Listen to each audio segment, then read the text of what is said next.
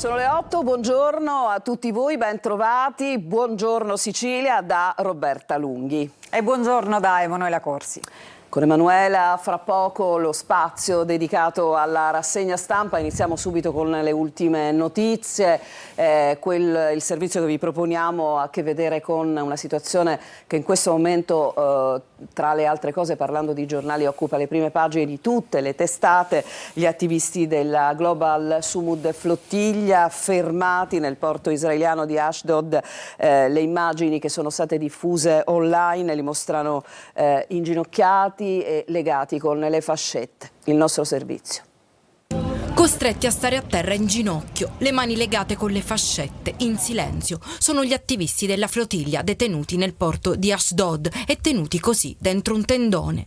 Sono le immagini di un breve video diffuso dal giornalista israeliano Amit Segal sul proprio canale Telegram. La Global Sumud Flottiglia, in un comunicato, scrive che quello riservato da Israele agli attivisti è stato un trattamento vergognoso e riprovevole, uomini e donne costretti inginocchiati a terra, legati, umiliati ed esposti come trofei durante la visita del ministro della sicurezza al porto di Ashdod.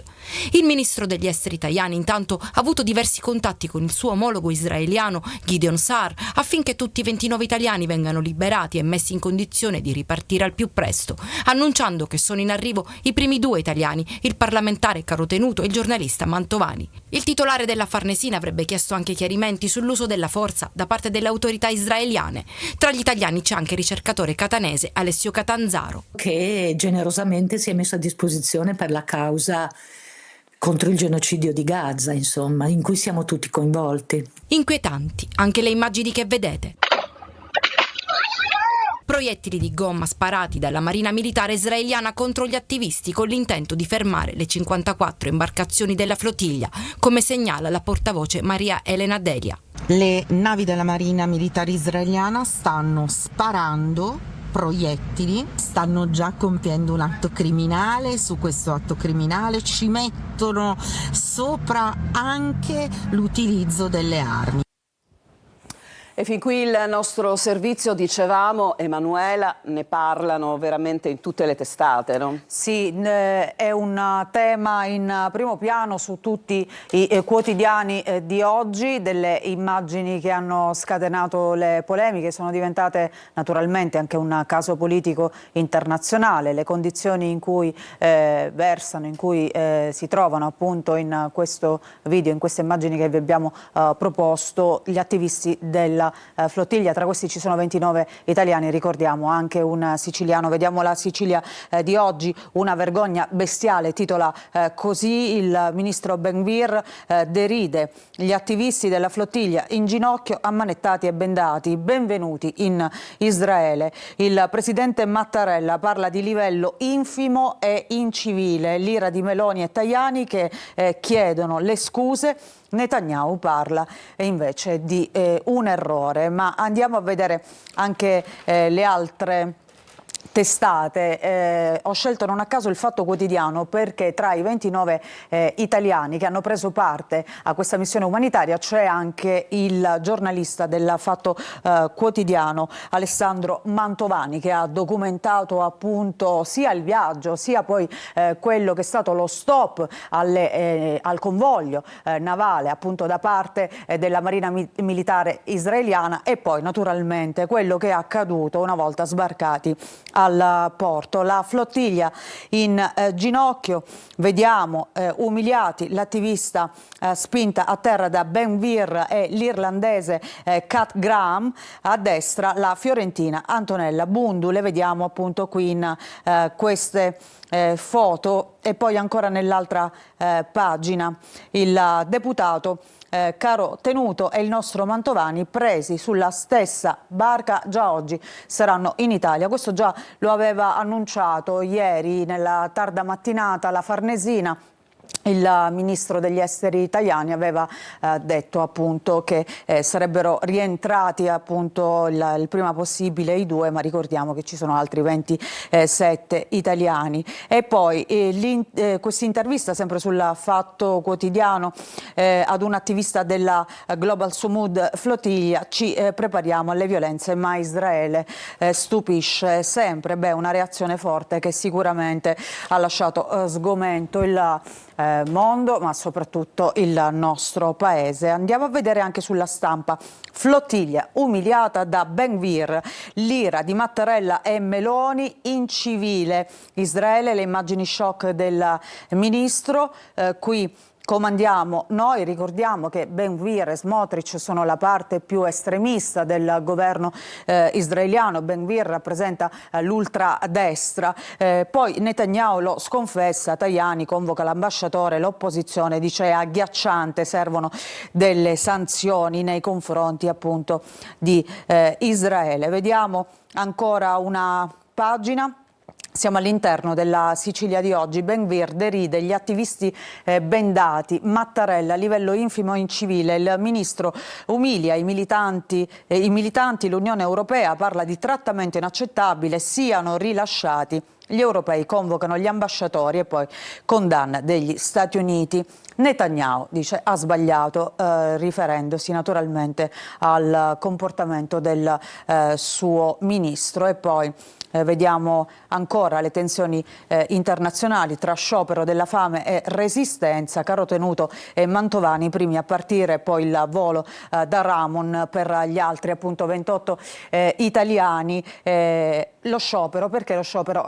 87 attivisti degli oltre 400 che hanno preso parte a questa missione già da ieri hanno iniziato lo sciopero della fame contro quello che secondo loro è stato un rapimento illegale e anche per ricordare tutti i detenuti palestinesi nelle carceri israeliane che sono in migliaia.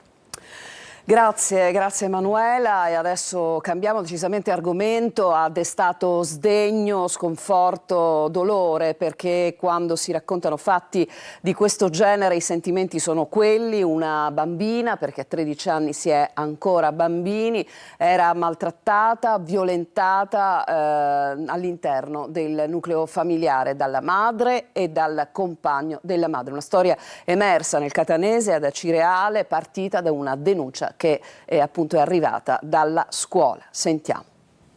Corruzione di minorenne, maltrattamenti e violenza sessuale aggravata. È una storia triste quella che arriva da Acireale e che riguarda una ragazzina di 13 anni vittima di abusi tra le mura domestiche. Sono pesanti le accuse contestate dalla Procura di Catania ad una coppia di conviventi, un uomo di 46 anni ed una romena di 30, arrestati dalla polizia in esecuzione di un'ordinanza di custodia cautelare in carcere emessa dal GIP. L'indagine è stata avviata dopo la segnalazione di un istituto comprensivo di Acireale. La Procura ha disposto l'ascolto protetto della vittima. Dal suo racconto sarebbero emersi gravi elementi che hanno portato all'immediato allontanamento della ragazzina dal nucleo familiare con il contestuale collocamento in una struttura protetta. Le indagini affidate al commissariato di Acireale sono proseguite con l'attivazione di diverse attività di intercettazioni nei confronti di 2 indagati, la madre e del patrigno della bambina, entrambi rinchiusi adesso nel carcere catanese di Piazza Lanza.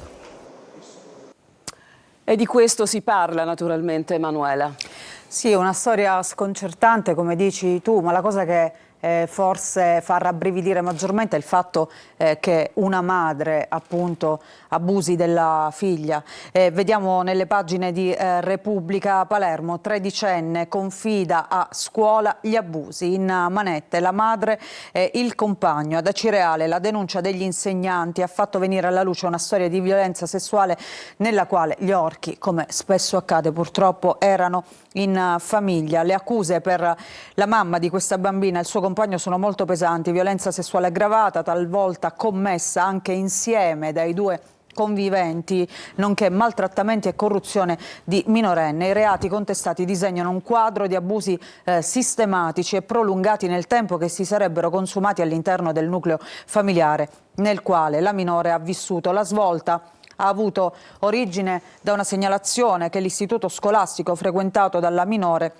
ha inviato al commissariato di Acireale riferendo di possibili maltrattamenti e abusi sessuali subiti in casa. Per fortuna appunto è intervenuta la scuola per fare luce su questa vicenda agghiacciante, quindi è stata la scuola a fare da ponte tra il silenzio forzato di una bambina e le istituzioni. E poi andiamo a vedere anche sulle pagine della Sicilia di oggi, leggiamo Acireale, il titolo: abusata e maltrattata da mamma e patrigno, l'orrore in casa a soli 12 anni. Grazie Emanuela. E adesso insomma Buongiorno Sicilia si occupa di calcio, non poteva non essere così, all'indomani di due appuntamenti molto importanti per le siciliane impegnate nei play-off. Ce l'ha fatta il Catania in una girandola di emozioni al Massimino. Contro il Lecco è finita 3-3, dunque i rossazzurri proseguono il loro cammino per il sogno della Serie B. Il nostro servizio. Gol, emozioni, entusiasmo, per alcuni tratti anche paura. Il Catania riesce ad eliminare il Lecco e vola in semifinale, dove troverà l'Ascoli, che ha avuto la meglio sul Potenza. L'atmosfera del Massimino stracolmo, 20.000 spettatori, è incredibile. L'avvio elettrico. Casasola riceve da Jimenez dopo un ottimo sviluppo sulla destra. L'esterno mette in mezzo, sull'altro palo irrompe Donnarumma. Con la coscia mette dentro. Rossazzurri subito in vantaggio. Terzo gol stagionale per il numero 20. Gli etnei sono sospinti dall'entusiasmo dello stadio, ma rischiano su un contropiede avversario. Duca supera Pieraccini, entra in area, si accentra e lascia partire un tiro su cui Dini respinge al meglio. È un Catania aggressivo, ma il Lecco resta in partita sul rinvio di Furlan. Pieraccini non controlla. Urso sfugge alla guardia di Donnarumma, si invola verso la porta di Dini e non sbaglia. È 1-1. Il Lecco riesce anche a ribaltarla. Sugli sviluppi di un angolo Miceli trattiene Battistini in area. L'arbitro, richiamato all'on-field review, concede il rigore. Sul dischetto Sipos e Glaciale, Lombardi in vantaggio. Il Catania subisce il colpo e deve riorganizzarsi, ma sfrutta un calcio d'angolo. Ierardi sul cross di Cicerelli si fa sentire in mezzo all'area e per contrastarlo Marrone mette nella propria porta. 2-2. I tifosi esultano, sollevati, gol importantissimo che arriva poco prima dell'intervallo. Il Lecco però ad inizio ripresa è subito pericoloso. Duca dalla sinistra si accentra e tira, Dini respinge. Il Catania può contare invece su Super Ierardi, che spezza un'azione in ripartenza di Duca e si proietta in avanti. Riesce a scambiare con forte in mezzo all'area e di sinistro batte Furlan. Un gol da cineteca, davvero attaccante, tripudio, rossazzurro.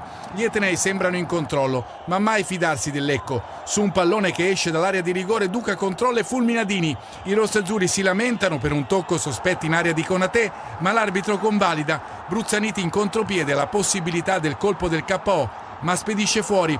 Finisce 3-3 e adesso c'è l'Ascoli, la semifinale, un altro gradino per provare a scrivere la storia. Subito ad Emanuela Corsi. Una partita al cardiopalmo, appunto il risultato poi alla fine premia il Catania. Vediamo sulle pagine della Sicilia, il Catania soffre ma è in semifinale. Domenica la prima sfida ad Ascoli, un 3-3 con tanti brividi, avanti con Donnarumma, poi il Lecco ribalta e per 6 minuti vede la qualificazione. Ierardi firma il contrappasso, poi il pareggio finale degli ospiti serve soltanto a creare altre sofferenze. Difesa tra delizia ed errori, ma la spinta di Marione con i gol propiziati e segnati alla fine hanno fatto la differenza. Dicevamo appunto il Catania si è qualificato per le semifinali, giocherà la prossima partita domenica 24 maggio contro l'Ascoli. Ci sono le parole di Toscano nell'altra pagina sempre dello Sport della Sicilia. Toscano, squadra lucida ma potevamo chiuderla senza il patema d'animo, quindi anche insomma per l'allenatore è stata una partita abbastanza diciamo turbolenta. L'Ascoli abbiamo ritrovato la testa, ora chiedo che si possa accelerare subito per continuare il nostro percorso. Donnarumma nell'ultimo periodo è mancato il gol e quindi siamo contenti che abbiamo realizzato 3 marcature nello stesso match, ma dovremmo anche subirne meno. Quindi bene il Catania che prosegue la sua corsa play-off verso la promozione, in questo caso per la Serie B nella quale potrebbe, qualora dovesse qualificarsi, incontrare l'anno prossimo il Palermo, perché purtroppo l'illusione è stata sgretolata e il Catanzaro fa fuori il Palermo dai play-off, ma credo che prima possiamo vedere il servizio. Assolutamente, è proprio come ha detto Emanuela. Vediamo il servizio e poi torniamo sui giornali. 2 gol tanto cuore, ma in finale playoff va il Catanzaro. Il Palermo vince 2-0 al Barbera contro i calabresi, ma in virtù del 3-0 dell'andata a passare è la squadra di Aquilani. Un peccato, il Palermo avrebbe anche meritato il 3-0 per le diverse occasioni create, ma a pesare sulla qualificazione c'è sicuramente la gara del Ceravolo che la formazione di Inzaghi ha totalmente sbagliato. E dire che il match per i siciliani si era messo benissimo dopo il tributo dello stadio alla piccola Alessia La Rosa, poi Giampaolo porta subito in vantaggio il Palermo con questo colpo di testa sotto porta e tripudio al Barbera. Non c'è un attimo di tregua, i primi 20 minuti sono di fuoco, il Palermo attacca ma rischia anche di subire le ripartenze dei calabresi.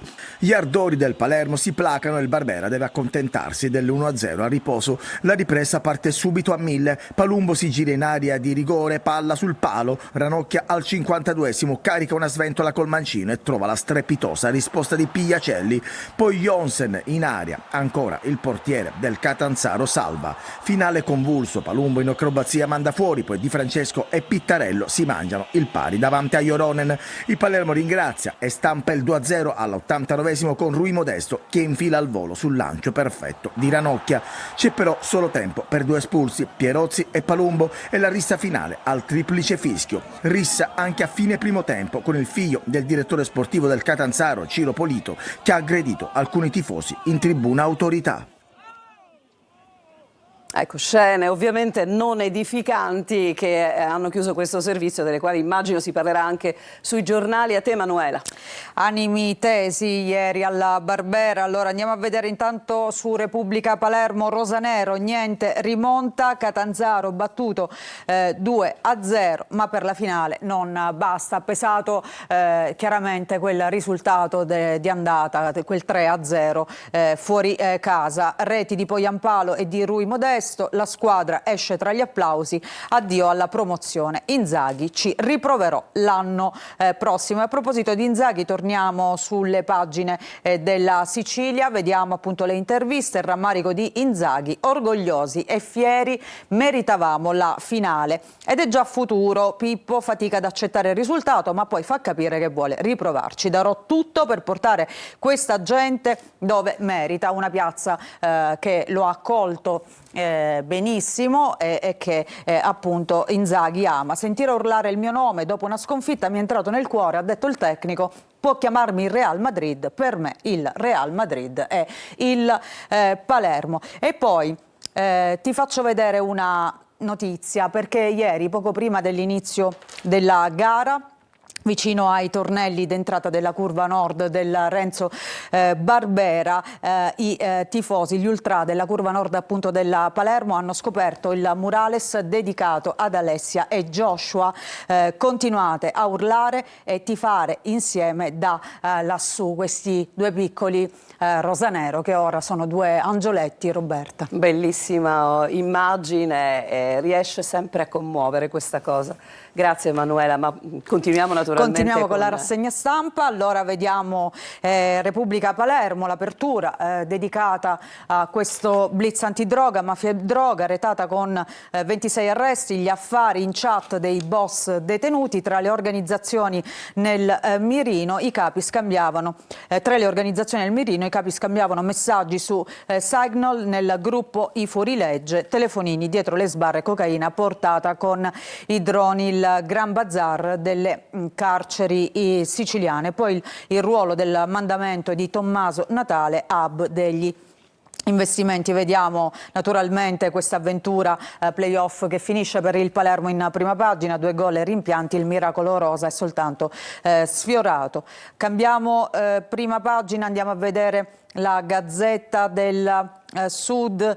Flottiglia l'oltraggio di Israele, vediamo in primo piano, in apertura, ma si parla anche di altre notizie. Ponte, richieste di lavoro e polemica sui compensi. Matteo Salvini al Festival dell'Economia di Trento dice già arrivate 45.000 istanze. Questo per quanto riguarda i lavori del ponte, tanto caro appunto al ministro Salvini. E poi vediamo anche qui a Cireale, ragazzina di 12 anni stuprata in cella, la madre e il suo compagno. Nel taglio basso si parla delle amministrative In Sicilia, alla vigilia del voto, il test per il campo largo in vista delle prossime elezioni regionali. La coalizione alternativa al centrodestra punta a conquistare 2 capoluoghi di provincia che vanno al voto e sono Enna e Agrigento assieme a Messina. E a proposito di Messina, elezioni, si teme il caos. Da Palermo non è mai arrivata una risposta all'appello dei presidenti che chiedono da mesi di poter insediare i seggi nel pomeriggio di sabato. Ancora vediamo la prima pagina della Sicilia, abbiamo visto già l'apertura dedicata appunto a queste immagini shock che arrivano da Israele per quanto riguarda le condizioni degli attivisti della flottiglia, ma poi vediamo nel taglio centrale le 2 foto per ricordare questo turno di play-off che ha visto in campo sia il Catania che il Palermo. Rimonta Catania, rimonta Rossazzurra, il Catania in semifinale, Palermo impresa a metà e addio alla promozione. Oggi c'è anche un'intervista sulla Sicilia al ministro Pichetto Fratin. Isola, hub delle rinnovabili ma senza nucleare, il paese in affanno. Ancora vediamo nel taglio alto, si parla delle gole dell'Alcantara verso il rilancio. Andiamo a vedere anche il giornale di Sicilia. Anche qui questa operazione antimafia, la chat della droga, ci sono 26 arresti, codici criptati su Signal per lo spaccio, a capo di tutto il nipote del boss Profeta. E vediamo la foto del procuratore capo di Palermo, Maurizio De Lucia, che ha coordinato appunto le indagini condotte poi dalla polizia e dai carabinieri. E poi in retroscena la contabilità tenuta con i pizzini, subito sotto naturalmente lo sport, il calcio in primo piano, il Palermo eliminato ma esce a testa alta, gol di Poyampalo e Rui Modesto, e rosanero lottano sino alla fine, spinti dalla folla dei tifosi al Barbera. Playoff amari, vittoria per 2-0 sul Catanzaro per la rimonta, però non basta nonostante l'ottimo risultato. E poi comunali, anche qui un test per le ambizioni del Campolargo, l'obiettivo è conquistare 6 sindaci nei grandi centri, ma non mancano naturalmente le polemiche. Ci fermiamo qui, Roberta, poi torniamo tra poco invece con le notizie nazionali e internazionali.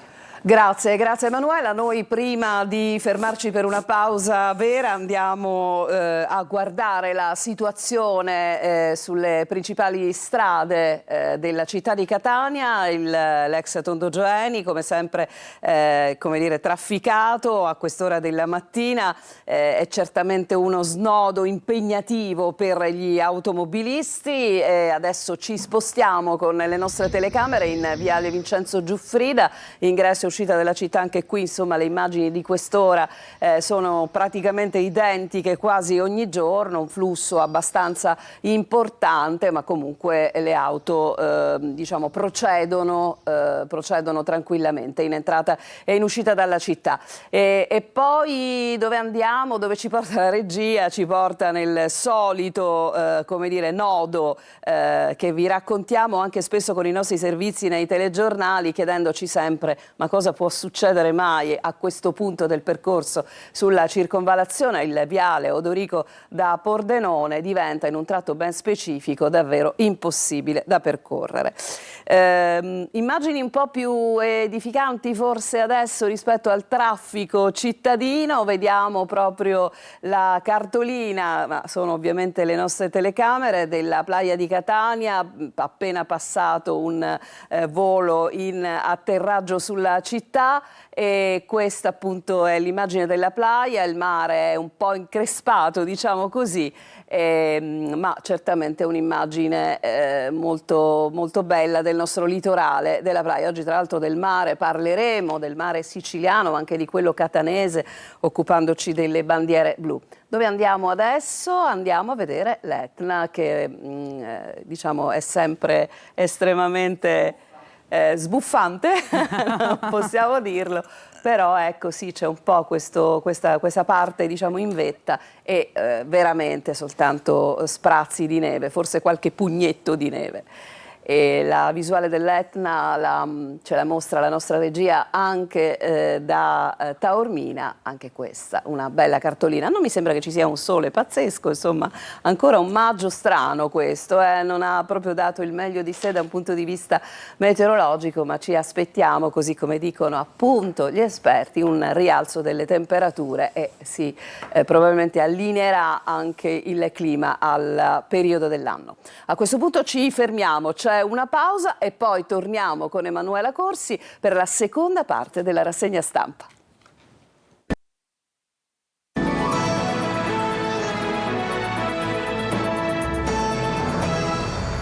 In studio a Buongiorno Sicilia, adesso è il momento delle pagine nazionali e internazionali dei quotidiani di oggi e come sempre c'è la nostra Emanuela Corsi. Beh, diciamo nulla di nuovo perché Sì. abbiamo già visto di cosa parlano i quotidiani in apertura e la notizia del giorno, chiaramente. Certo. Vediamo su il Corriere della Sera, Robby, Sì. Flottiglia, l'oltraggio. Ira dell'Italia, bendati, ammanettati e derisi dal ministro Ben-Gvir che posta il video, il governo, pretendiamo le scuse, Netanyahu, un errore, gli attivisti messi alla gogna in Israele da Ben-Gvir, appunto, condanna di Mattarella e Meloni. E poi le immagini e le frasi shock, in ginocchio, viso a terra, benvenuti terroristi. Queste le parole appunto del ministro della sicurezza israeliana.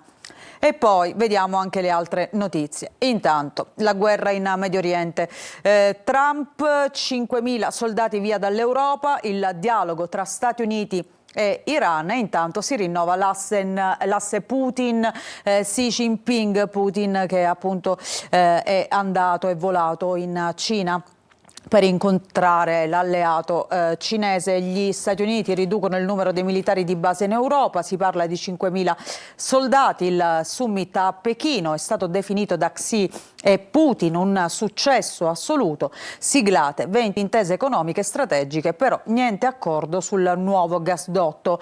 Trump non si scompone, bene così, vado d'accordo con tutti e due, ha detto appunto Trump, che ricordiamo proprio la scorsa settimana era andato in Cina per incontrare il presidente assieme a dei big delle high tech americane.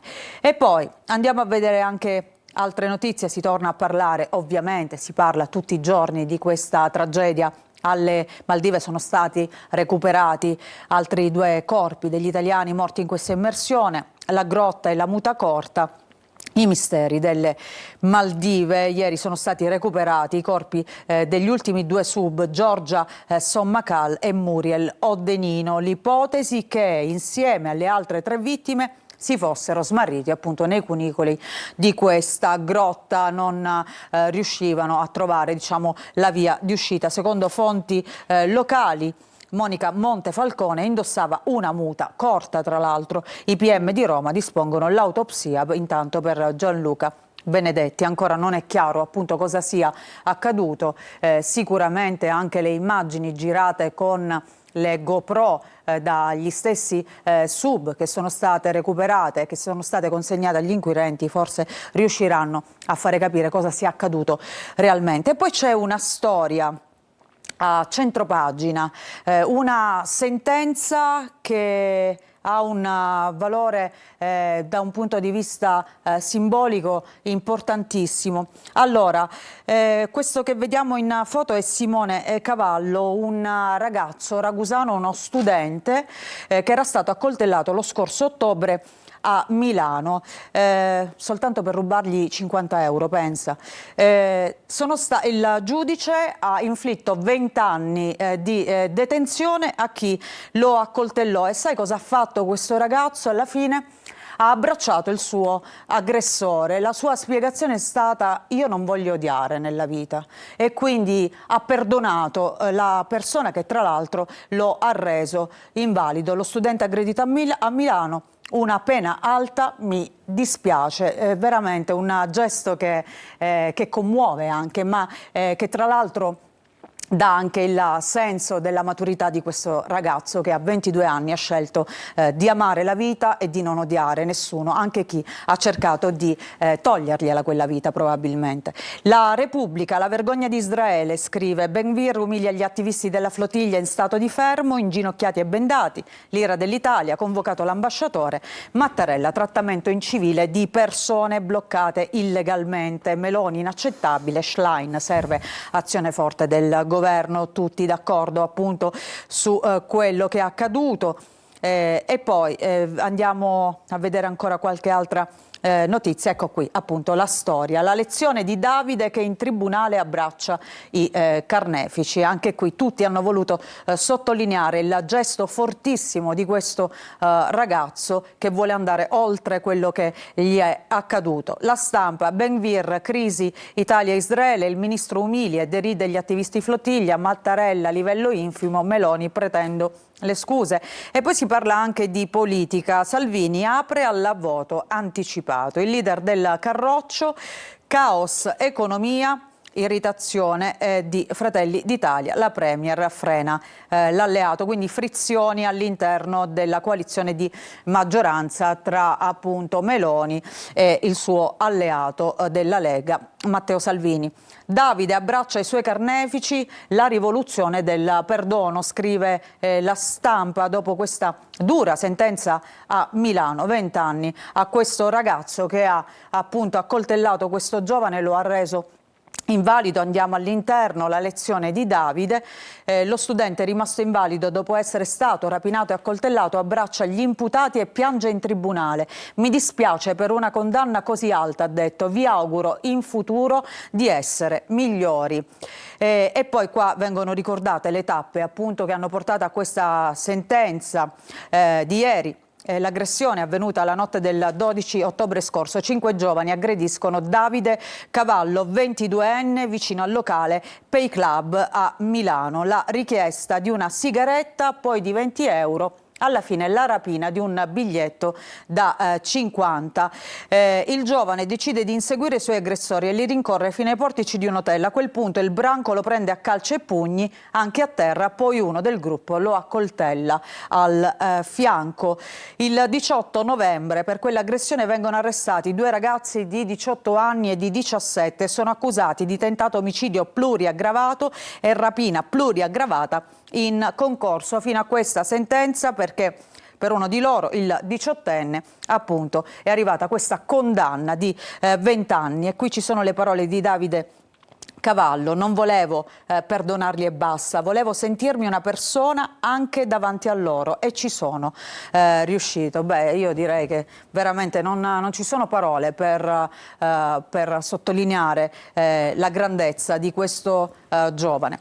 Vediamo il resto del Carlino. Flottiglia, arresti e umiliazioni, Israele liberi gli attivisti. Questo è diciamo l'appello, più che l'appello, insomma l'ordine quasi che arriva dall'Italia nei confronti di Netanyahu. E poi vediamo queste immagini che hanno fatto il giro del mondo e che sono oggi su tutte le prime pagine dei nostri quotidiani. Vediamo nel taglio basso, si torna a parlare dei fatti di Modena, i misteri di El Khudri, il giovane che con l'auto si è scagliato contro la folla, ha ferito delle persone, 2 donne hanno subito l'amputazione degli arti inferiori.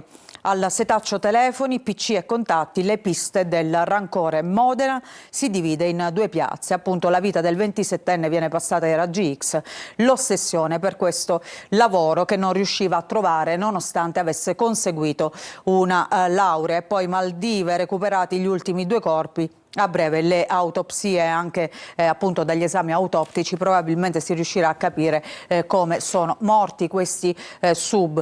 Andiamo a vedere Avvenire, infima condotta, condanna unanime del gesto, criticato anche da Netanyahu, Lucei, un atto grave e inaccettabile. Il ministro israeliano Ben-Gvir umilia gli attivisti della flottiglia ammanettati e in ginocchio. L'indignazione appunto di Mattarella, che appunto ha detto è un'infima condotta. Tajani, ad Avvenire ci saranno conseguenze politiche. Andiamo a vedere anche i titoli degli altri quotidiani, naturalmente il tema è questo: la flottiglia mette in ginocchio Israele.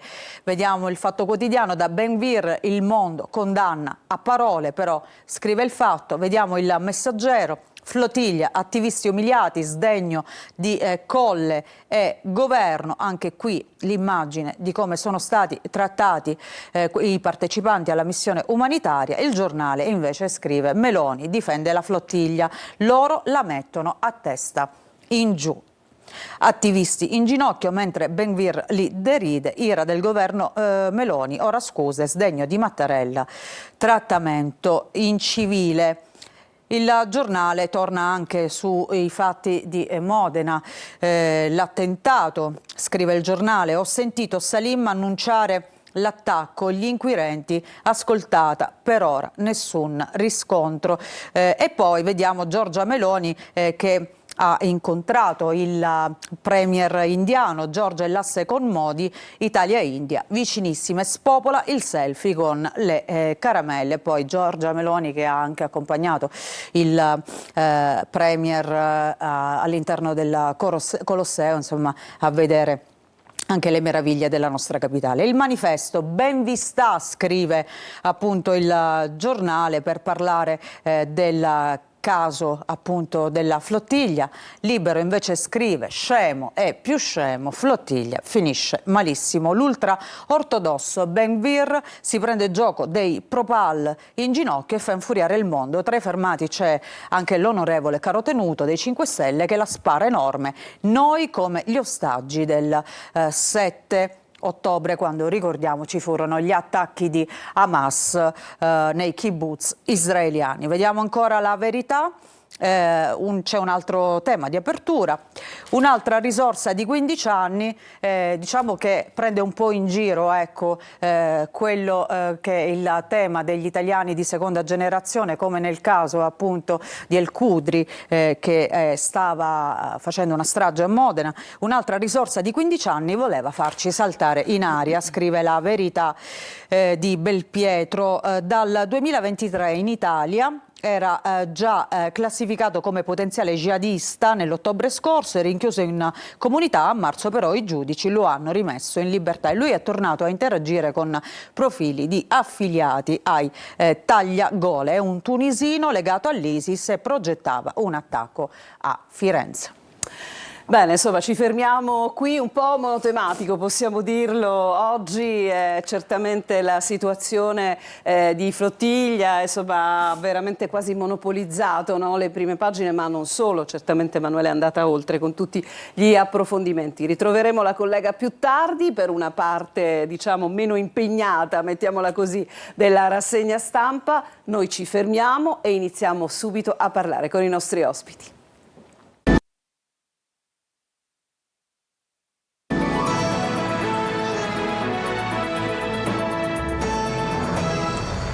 Siamo in studio dopo la rassegna stampa, come sempre cominciamo a Buongiorno Sicilia a occuparci di tanti argomenti interessanti. Oggi parliamo di imprese, parliamo di aziende e quella fortuna di far parte probabilmente per ciascuno di noi di una impresa di famiglia, una fortuna che va gestita, che va trattata bene, perché questa cosa possa diventare magari appunto l'impresa di una famiglia che verrà, perché ci possa essere una continuità seria e gestita, come dicevamo, nel miglior modo possibile.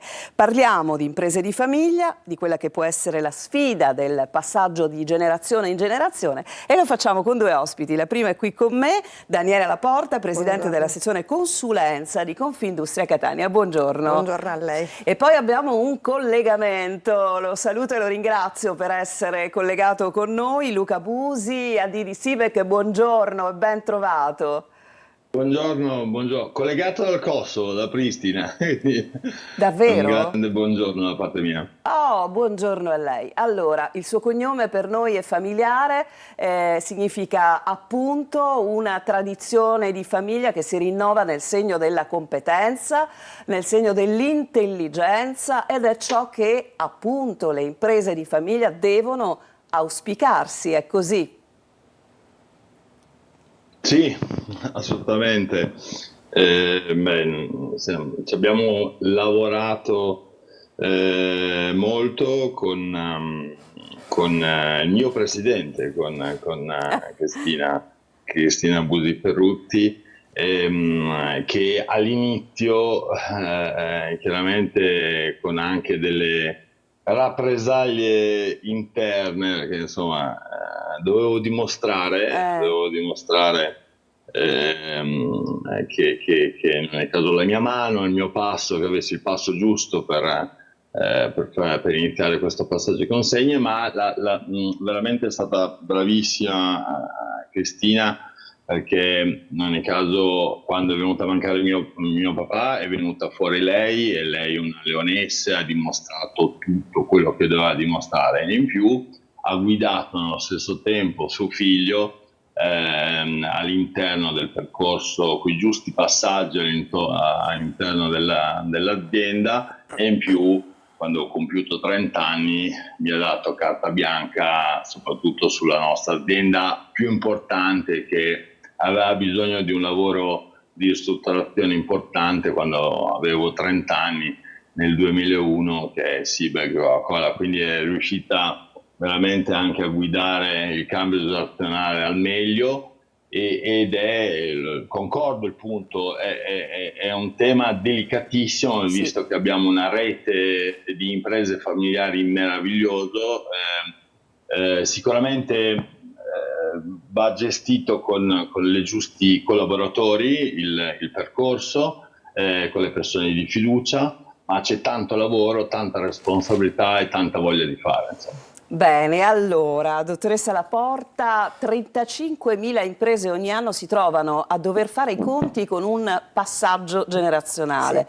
Sono tante. Quante di queste continuano a gonfie vele, quante invece si inceppano proprio nel meccanismo del passaggio? Allora, i dati non sono confortanti, perché soltanto il 30% delle aziende riesce a superare questo momento.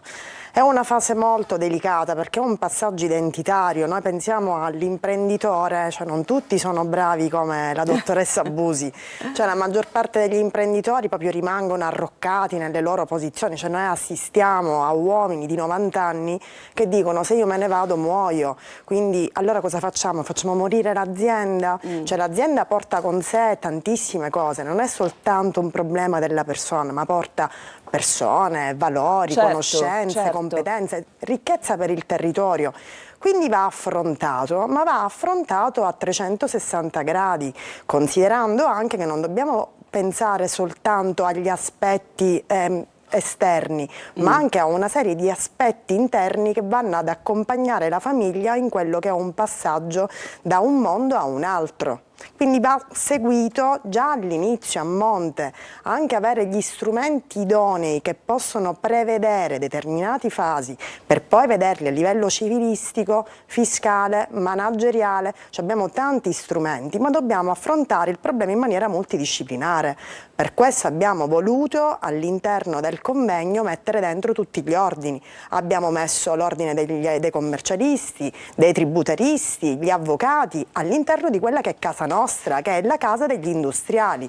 Cioè Confindustria in questo ha ospitato un convegno multidisciplinare, ed è stato importante vedere i vari punti di vista. Anche perché in questo modo si fa contemporaneamente formazione, aggiornamento, che sono molto importanti anche per il proseguo, no? Perché una visione dell'industria di 50 anni fa magari è la visione di un'industria che cambia un po' in questi tempi, c'è anche bisogno di adeguamento. Allora, sicuramente su questo lavoriamo tantissimo, cioè sulla formazione, che è una formazione tanto imprenditoriale quanto dei lavoratori. Cioè, noi devo dire che in Sicilia siamo bravi, ormai utilizziamo tutti quanti gli strumenti, ma questo è un momento veramente, cioè dove lavori molto di più intanto sulla parte iniziale dell'imprenditoria, no? Quindi devi lavorare tantissimo gli imprenditori. Abbiamo fatto formazione anche su quello che erano gli ordini, perché non tutti quanti sanno, magari hanno affrontato dei passaggi generazionali,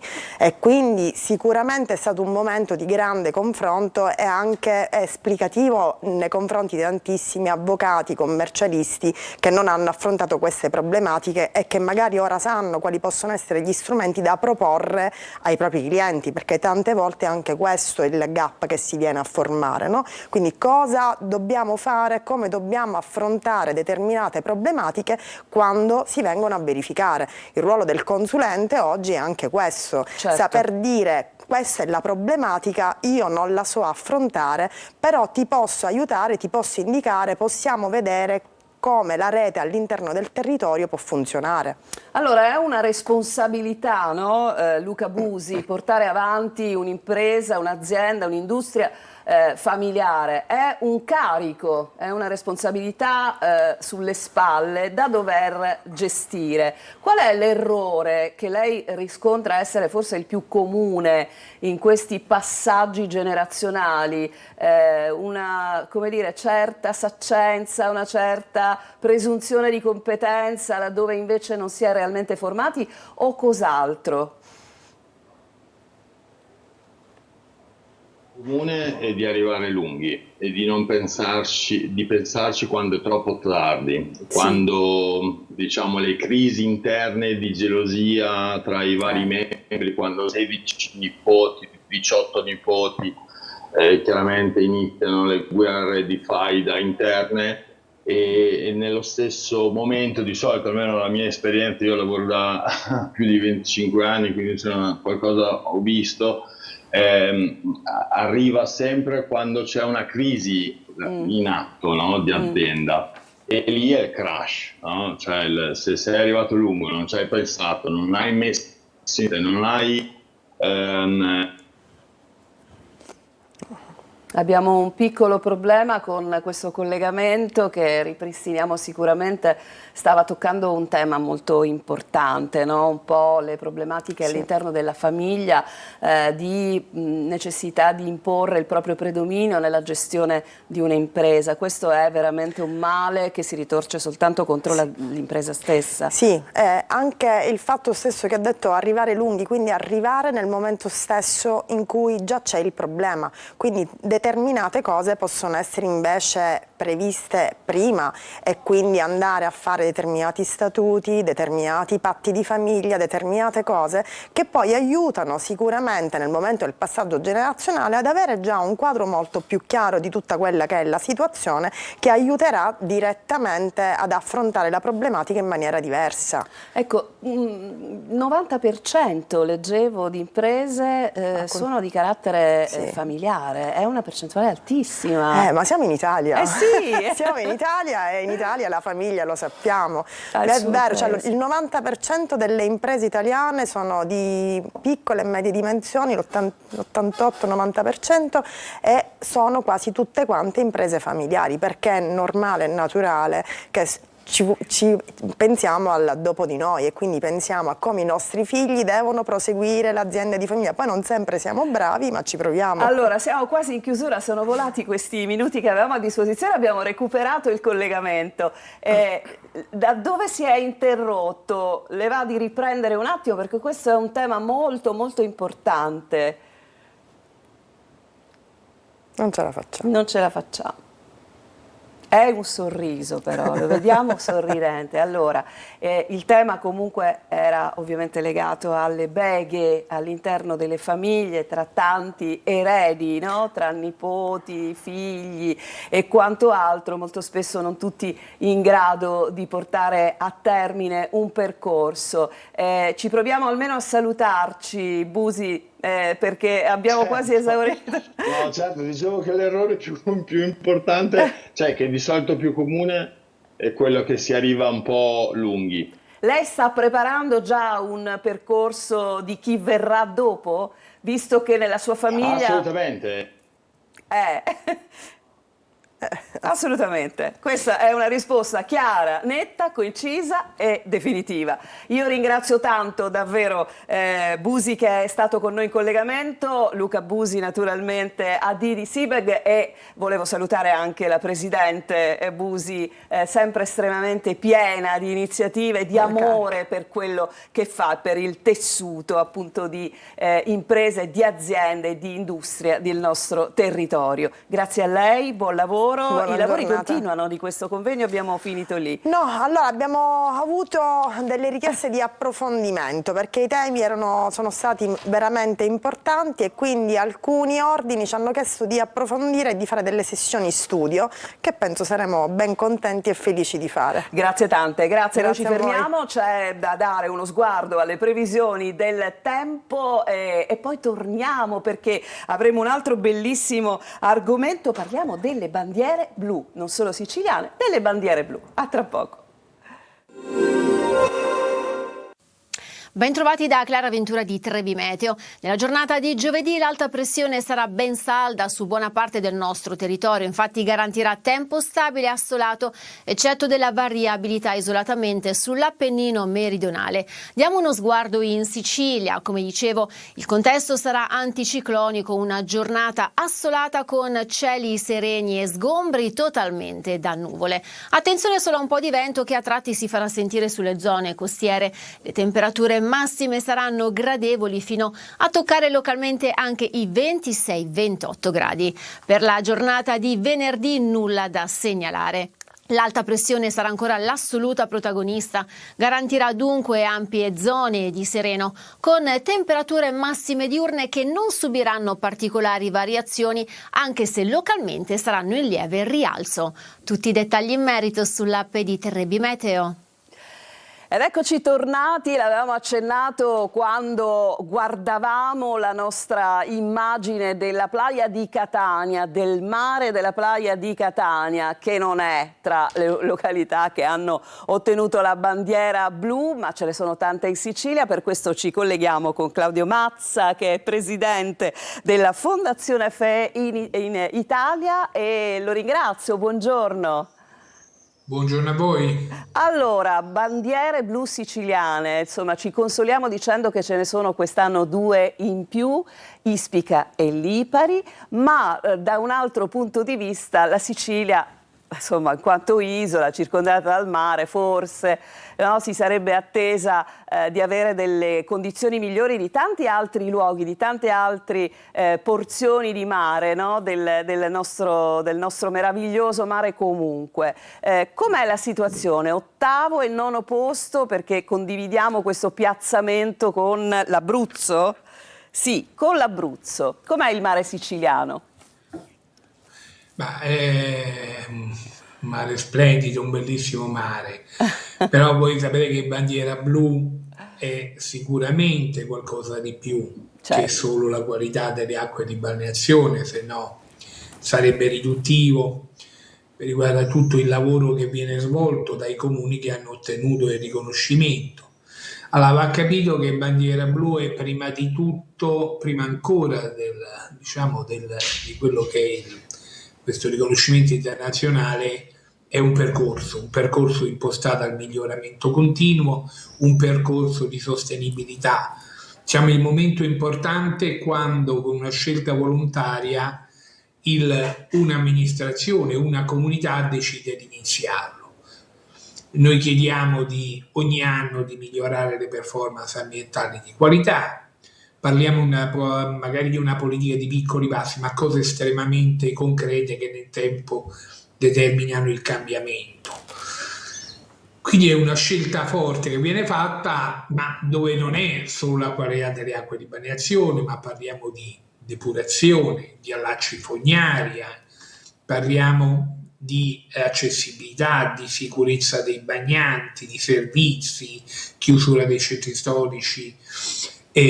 Diciamo che sono molti, sono 33 i criteri che vengono presi in considerazione, che abbracciano tutto quello che è la gestione del territorio nel suo insieme, anche perché la qualità del nostro mare è strettamente correlata con la gestione del territorio. Certo, quindi come giustamente lei sta facendo notare, insomma ci possiamo lavorare, no? Per ottenere una qualità più elevata. Pensavo alle grandi città, pensavo a Palermo, pensavo a Catania, e quando lei ovviamente dava un po' un segnale di alcune caratteristiche, no? Alcuni criteri di valutazione, è chiaro che se pensiamo, non so, alla gestione dei rifiuti, rifiuti, alla raccolta differenziata, alla depurazione. È chiaro che forse le grandi città vanno un attimo più in affanno da questo punto di vista, può essere un dato comune questo? Allora, certamente dovessimo vedere quali sono gli elementi, no, che contraddistinguono il fatto la remora sull'assegnazione delle bandiere blu in Sicilia. Certamente la depurazione può essere un aspetto. Per quello che riguarda la gestione dei rifiuti è molto migliorata la situazione, anche per quello che riguarda la differenziata. Certamente è una situazione migliore nei centri più piccoli, le grandi città su questo ancora faticano molto. Ma si possono avviare dei percorsi virtuosi, come il caso della città di Messina, che per alcuni anni ha lavorato sul percorso di bandiera blu fino a ottenerla. Ecco, quello che dobbiamo capire è che non è che il momento che si ottiene la bandiera blu, diciamo, è un momento di arrivo e ci si può a quel punto sedere tranquillamente. No, diciamo che proprio lì è un momento di partenza, bisogna migliorare costantemente. Io dico sempre che gli amministratori sono bravissimi a rappresentare tutto ciò che di bello hanno sul territorio. Bandiera blu è un'altra cosa, vuol dire aprire il cassetto, tirare fuori le criticità e darsi tempi e modi per risolverle. È chiaro che un altro aspetto fondamentale è quello del coinvolgimento della cittadinanza. Non si può pensare che un carico come quello del riconoscimento della Blue Flag possa essere lasciato solamente sulle amministrazioni. Serve un coinvolgimento forte di tutta la comunità su questo, o considera una crescita in termini di sostenibilità che è anche culturale di tutta la comunità e degli operatori, o se no insomma è abbastanza faticoso. Senta, è molto bella questa cosa, ci fa capire ancora meglio quello che vuol dire questo collegamento col territorio. Dunque la bandiera blu è espressione, no, di quello che è il territorio e di questa connessione con il mare, quindi è chiarissimo. Mi fa pensare per esempio, no, al luogo comune di dire ma quello è il mare più bello, per esempio Lampedusa, ma Lampedusa non risulta essere tra le bandiere blu. C'è quindi qualcosa che non va da un punto di vista del territorio per non avere ottenuto questo riconoscimento, dottore Mazza? Beh, questo caso specifico adesso non lo conosco. Devo dire che ho l'impressione che comunque Lampedusa non abbia ancora deciso, o non si ritiene pronta, o non si ritiene interessata di misurarsi su un percorso di questo tipo. Quindi insomma la Sicilia comunque ha delle potenzialità enormi, no, da esprimere su tutto questo. Bisogna molto spesso avere il coraggio di iniziarlo un percorso. Dottore Mazza, è un lavoro che fate durante tutto l'anno, cioè noi abbiamo avuto i risultati, ma voi siete già al lavoro con nuovi campionamenti per dare i risultati l'anno prossimo? Noi seguiamo i comuni costantemente, tutto l'anno, ci confrontiamo con loro, se hanno bisogno di un supporto, di un confronto, siamo assolutamente disponibili, costantemente i nostri rapporti con i comuni sono continui. Voi sapete, noi ci basiamo comunque in termini per quello che riguarda i prelievi delle acque, noi ci basiamo esclusivamente su quello che sono i prelievi fatti dal sistema di monitoraggio nazionale realizzati dalle ARPA, nell'ambito del sistema di monitoraggio anche del Ministero della Salute. Vengono prese in considerazione solamente le località che sono classificate eccellenti, ma in realtà i valori di bandiera blu dimezzano quei valori, quindi diciamo è una super eccellenza, quindi molto spesso possono esserci delle località che hanno ottenuto la classificazione come eccellente ma non essere riusciti ancora ad ottenere quella della bandiera blu.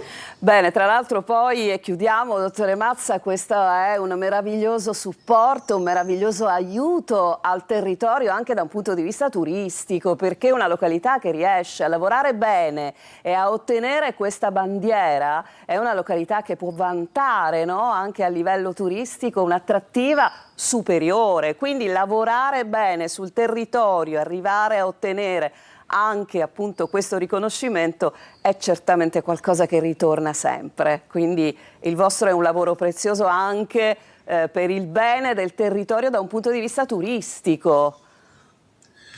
Guardi, allora, turisticamente si conosce oramai cosa sposta avere o non avere la bandiera blu.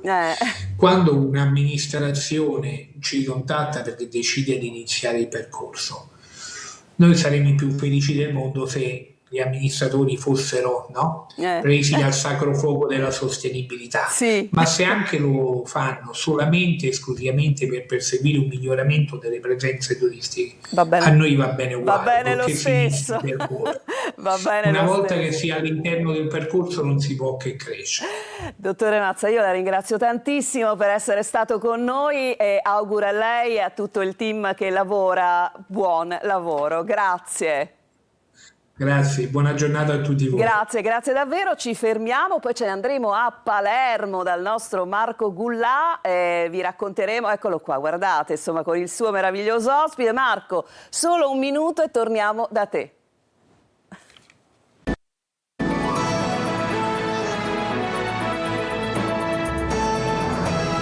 E siamo tornati in studio, andiamo subito a Palermo, Marco Gullà con Maurizio Artale, presidente del Centro Accoglienza Padre Nostro. Vi trovate a Brancaccio per una iniziativa molto molto importante che sarà un vero e proprio presidio sanitario, mettiamolo così, per Brancaccio. Marco, a te. Sì, buongiorno Roberta, intanto insomma come sempre raccomando alla regia di alzare un po' il ritorno insomma dallo studio. Sì, sono con Maurizio Artale e lo vedete anche qui Padre Pino Puglisi, perché questo ambulatorio, un ambulatorio di prossimità, un ambulatorio che quindi sarà anche una costola importante del quartiere Brancaccio, era tanto desiderato, Maurizio, tanto voluto da Padre Puglisi, e finalmente è arrivato, sarà operativo già fra qualche giorno e già ci sono insomma delle prenotazioni, perché sarà un punto assolutamente importante anche per la sanità territoriale questa, Maurizio. Sì, finalmente siamo riusciti a tagliare anche questo traguardo. Era un'esigenza che Puglisi già aveva manifestato nel 92 quando arrivò a Brancaccio e credeva tantissimo in questa operazione. Finalmente ci siamo riusciti, grande alla grande solidarietà sicuramente del gruppo Villa Maria Eleonora, che ha dato un grande contributo, poi anche la regione siciliana, l'assessorato alla famiglia e tantissimi, forse voi non vi immaginate, tanti donatori, perché quando hanno capito che questo era qualche cosa che si poteva avvicinare ai poveri, che purtroppo non possono spendere più neanche un centesimo per la cura della propria salute, e allora ci hanno dato questa grande mano affinché questo sogno si potesse realizzare. Un sogno che si potesse realizzare, ve lo voglio anche mostrare assieme a Maurizio, eccolo qua, insomma questo ambulatorio che appunto ha aperto i battenti ufficialmente, però ancora ci sono insomma dei dettagli da definire, quindi poi dalla prossima settimana, inizio giugno, sarà appunto operativo con tanti pazienti, caro Maurizio, che potranno venire qui in questo ambulatorio, e sarà anche un modo insomma per non affollare gli ospedali, perché un punto del genere permette comunque a tanti pazienti di veicolare verso questo polo, tra virgolette, e quindi permette insomma anche delle cure che magari pazienti, sai, la bambina con la febbre o la tosse vanno all'ospedale, invece in questo caso possono anche recarsi in questi ambulatori di territorialità. Sì, sicuramente questa è un'altra ricaduta.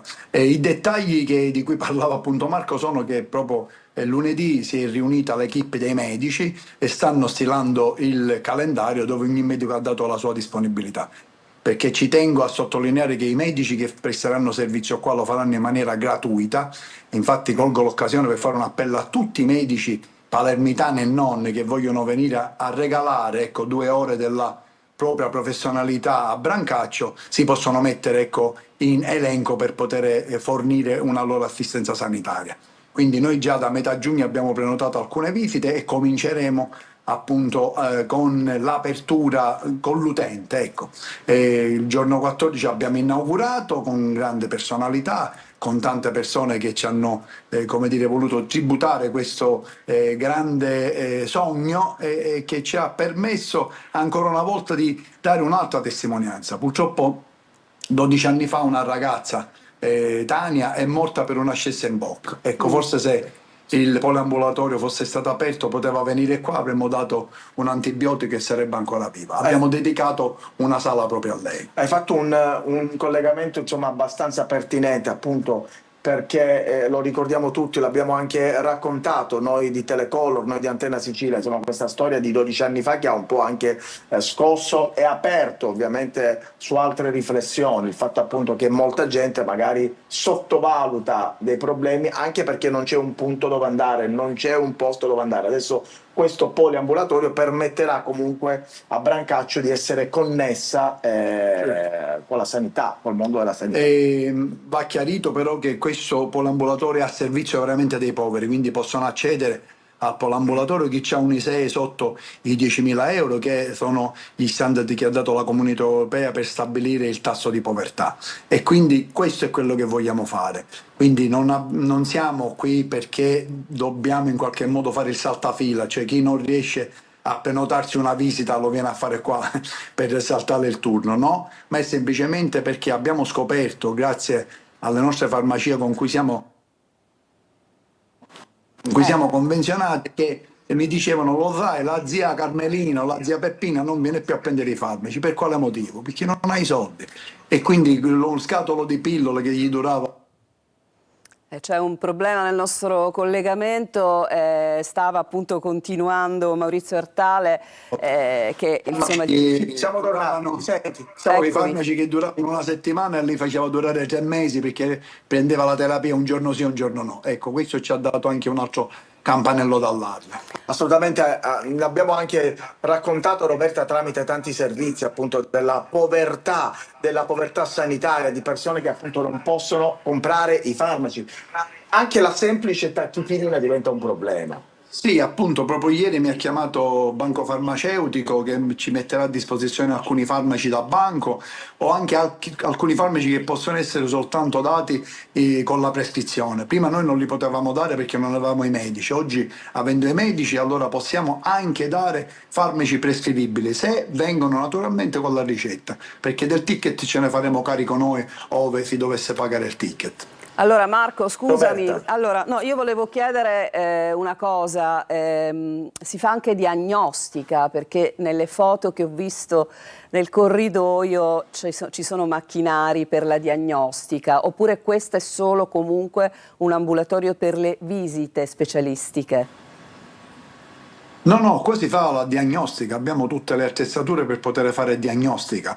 Naturalmente noi non facciamo operazioni, non facciamo microchirurgia, ci occupiamo semplicemente di cercare di prevenire e diagnosticare appunto alcune malattie che magari la gente non sa. Quindi addirittura ci hanno regalato il cubo della salute, che ci permette anche di fare delle videoconferenze e dei videocollegamenti per fare la medicina appunto online. Se uno ha un referto, per esempio, e si vuole collegare con un esperto a Melbourne, ecco, può fare questo collegamento, inserire la chiavetta con i referti e fare questo consulto medico per evitare appunto di fare tutti questi chilometri. Quindi è veramente all'avanguardia, ci teniamo a dirlo perché è nata a Brancaccio grazie al sacrificio di padre Pino Puglisi, che aveva già, pensate, 32 anni fa immaginato che questa era già un'esigenza allora e che poteva essere un'esigenza purtroppo ahimè anche oggi. E purtroppo la notizia, Roberta, che sono passati 32 anni, quindi 32 anni, pensate,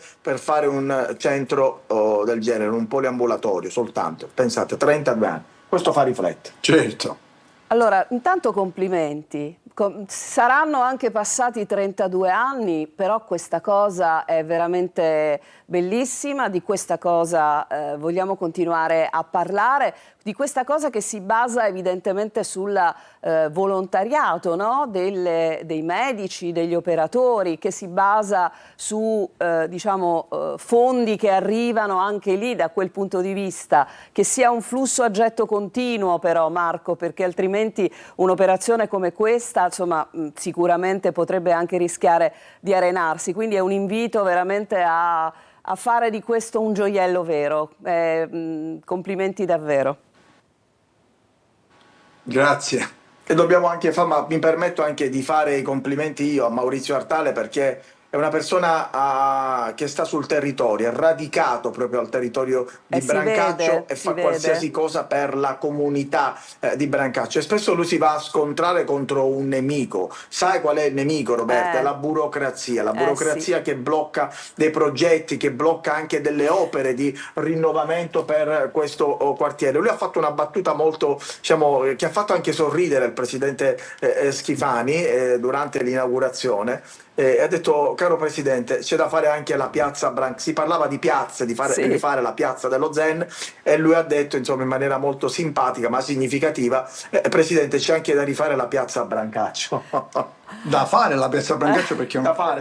progetto che abbiamo realizzato e donato al Comune di Palermo nel 2018, pensate. Ecco, quindi speriamo che anche questo sogno si realizzi. Mettiamo limiti. Speriamo che non debbano passare altri 32 anni. No, però non mettiamo limiti alla provvidenza. Allora, grazie a Marco Goulart, grazie naturalmente a Maurizio Artale, e noi a questo punto andiamo dal nostro... Grazie a voi. Grazie Marco, dal nostro Marco Amato. Dunque, è il momento delle stelle.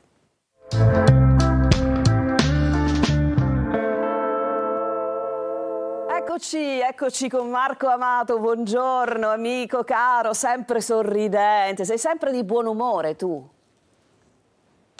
Sì, fai bene. E fai benissimo. Allora, di chi parliamo? Di cosa parliamo oggi, Marco? Allora, oggi parliamo di musica, ma musica che è anche fierezza e orgoglio, perché vi racconto di Dara. Dara è una cantante bulgara che ha vinto l'Eurovision Song Contest. Ho notato perché la Bulgaria non l'aveva mai vinto, solo nel 2017 un piazzamento al secondo posto, quindi con il suo pezzo che è Bangaranga, già segnalato come il tormentone prossimo di quest'estate, ecco che la Bulgaria con orgoglio finalmente conquista l'Eurovision. Brava Dara, che è del segno zodiacale della Vergine. La Vergine, come tutti e tre i segni di terra, Toro, Vergine e Capricorno, è assolutamente meticolosa e scrupolosa nel lavoro da fare. Si sa che dietro apparentemente una canzonetta che può sembrare un tormentone o ridicolizzata così, c'è sempre un grande lavoro di qualità, di suono, di perfezionamento del ritmo, tanto che ha portato a questa vittoria che è avvenuta a Vienna, stupendo un po' tutti, quindi brava Dara. Ma oggi voglio fare gli auguri zodiacali a tutti i nati sotto il segno dei Gemelli, perché proprio oggi finisce il segno del quello dei Gemelli. Sole, segno zodiacale. Viva i segni rari allora, perché Gemelli, Bilancia e Acquario godranno di tutta l'energia del sole, forse per questo che anche oggi sono di buon umore. Dunque, cosa accade nello zodiaco? Ariete, per voi significa comunicare, essere più leggeri, e viva Dio ci vuole avendo Saturno nel segno zodiacale, per cui uno svecchiamento e anche un po' il non appesantirvi più con tutta una serie di obblighi lavorativi. Toro, per voi ora che il sole vi ha lasciato c'è un cambio della guardia, perdete l'energia del sole ma conquistate quella forte e passionale di Marte, quindi un toro che agisce, un toro che sta per iniziare un suo progetto che darà tanta soddisfazione individuale al toro. Gemelli, è il vostro periodo zodiacale, il sole scalda Urano e Mercurio già nel vostro segno. Mercurio è il vostro pianeta zodiacale, per cui a Gemelli è un tripudio di assist dalle stelle che lo faranno fare luna, e a metà giornata va il Leone. ma vi rimane la delicatezza di Venere, per cui vi dedicherete più all'amore che non proprio a tutti quei sogni, a tutte quelle cose che avete nella mente. Leone, Luna ospita oggi nei vostri gradi, quindi un leone che prende un po' più sentimentalmente tutto. Vergine, ottimo piazzamento zodiacale, avete la forza di Marte, una Vergine che ora ruggisce, si salvi chi può, perché quando la Vergine vuota il sacco, tremate.